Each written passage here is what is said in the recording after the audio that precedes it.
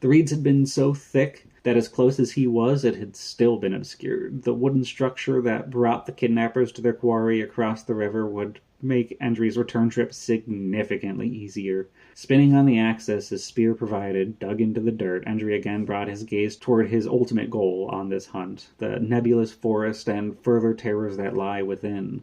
Unmarked by the humans or Aloe or the new world, left to grow on their own accord, full of their own beauty and mystery. Endry continued his jog toward the tree line.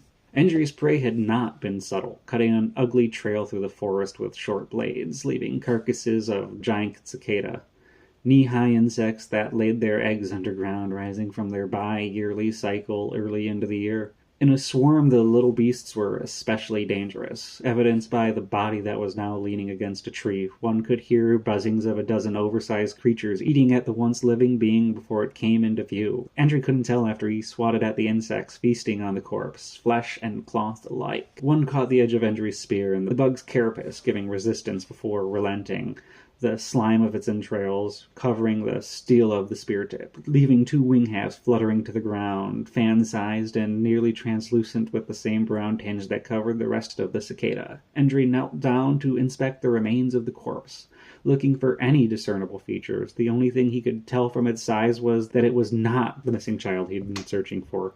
Did they leave you as a distraction? Endry was vocalizing the question to himself.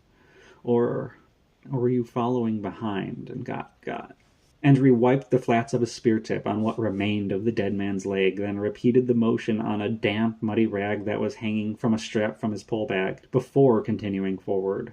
Following the path that had been so kindly laid out for him by a party that was not expecting retribution to come to them so far from the safety of the city or the road.